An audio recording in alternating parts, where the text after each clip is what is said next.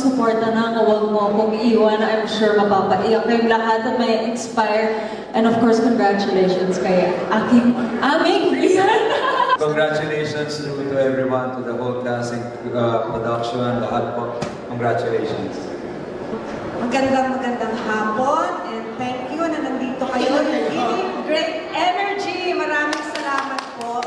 Ang role ko dito ay mabait at wise na nanay ni Rian Ramos. Maraming salamat sa inyo lahat. Sana supportahan niyo ang pelikula namin. Sana kumita ito at makapag-produce pa Ben Tria Productions. Please support the movie. At maganda man po ang aming pelikula. Maraming salamat po! Magandang gabi po sa inyo. Salamat pagkasama namin kayo dito ngayon.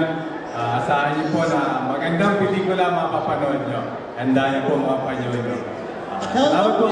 Po sa movie Estrella, and ako po yung tutulong sa main character natin, which is si Rian Ramos, na umiwas sa At syempre, isa rin sa...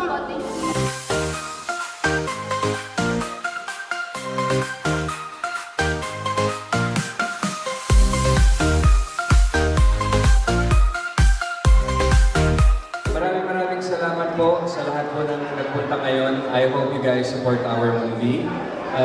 Isa po itong magandang movie under Ben Tria Productions. We're so excited po for you to watch this movie. Wag mo akong iwan.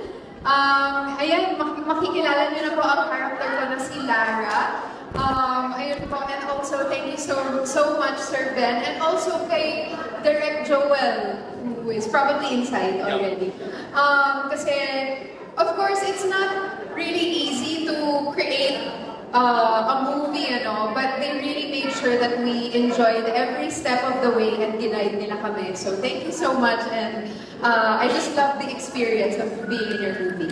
Maraming salamat po sa inyo lahat sa pagdalo ngayong araw na ito. Sana po mag-enjoy kayo sa pelikulang ginawa po namin. Dahil kami po nag-enjoy kami sa paggawa. Dahil si Sir Ben, kaya ng sabi ni Jason sa ni Rian, buhay na buhay po sa puso niya yung sining. Kaya nakikita namin yung passion niya, sila nila Direct Joel, at nakakahawa sa aming mga parte ng pelikula sa buong cast. Kaya sana po kayo mag-enjoy din kayo kung paano rin kami nadala ng buong world. So sa November 27, huwag nyo kami iiwan sa sinihan. At panoorin natin yung Huwag Mo Kong Iwan from Ben Tria Productions. Of course, directed by the Joel Lomana.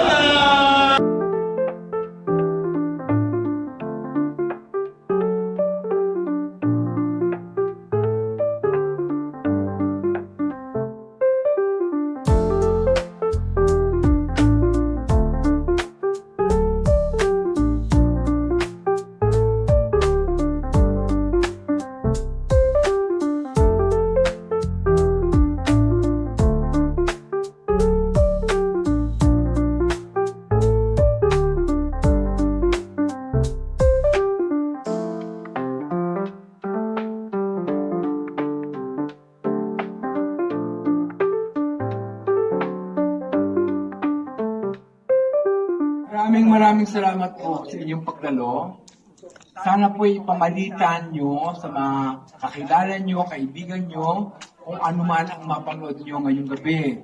Meron pong bagong producer.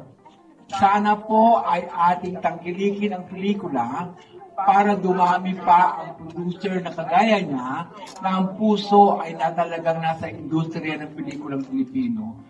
Palakpakan po natin ang Ben Tria Productions at Engineer Ben Oakia. Maraming salamat po. Thank you, Deme. Good evening to everyone. Thank you for coming. Sana magustuhan niyo itong pelikulang ito kasi napakaganda. And we have a good stellar actors and very professional.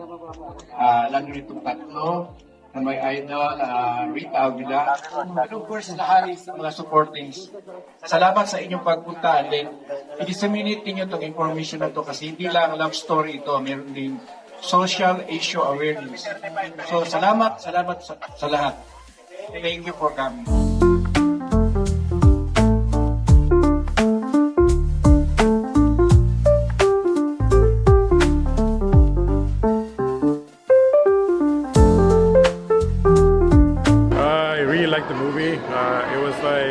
na-surprise nga ako yung sa huli, si JC De Vera, kumakanta pa sa huli. Ang galing. Saka si Nela Nabuhay. Yeah, it's very sweet movie. I think, sana panoorin nyo. Yeah, I think it's really good. Nag-enjoy sa pelikula at sana mas marami pa manood this coming November 27 dahil palabas na po nationwide itong Wag Mo Akong Iwan. It's a film to watch. Yan, and yun, gusto ko yung mga twist ng story and yung love story, napakaganda, nakakilig. Sobrang ganda, grabe. Iba talaga paggawang Direk Joey Lamangan. Sobrang nakakaiyak na nakakatawa. Pinaglalaroan yung feelings ko dito sa movie to. Yeah, sobrang ganda. You must watch this, guys. Thank you so much. I didn't know what to expect, but it was so beautiful and sad and nakakakilig and actually parang range of emotions. And at the end, I still don't know how to feel. I'm also torn. No spoilers. The film was so good. Actually, uuwi na po sana ako in the middle of the film because I have other errands. Pero napanood ko po siya hanggang sa huli kasi gusto kong malaman kung ano nangyari sa huli. Parang it's a good story about love na sometimes hindi pala yung akala natin na para sa atin, hindi pala yun, may iba pa pala. So, para sa akin, I really like this film. Dapat panoorin niyo po itong Huwag Mo Akong Iwan. Iba talaga ang isang Direk Joey Lamangan. Grabe, sobrang... Hindi ka talaga ma-disappoint sa mga movies ni Direk Joel. Talagang nakakatawa, at the same time nakakaiyak, and nakakakilig din. So, very malalim din yung kwento na to, and I hope you have to watch it. You have to watch the movie. Nung simula, hindi ko kasi alam kung sino, kung sino makakatuluyan ni Lara. And I'm not gonna spoil, pero makita niyo kung sino talaga. And it was really good. It was really nice at I really like the flow of the story. Kaya yun, congrats po sa inyo.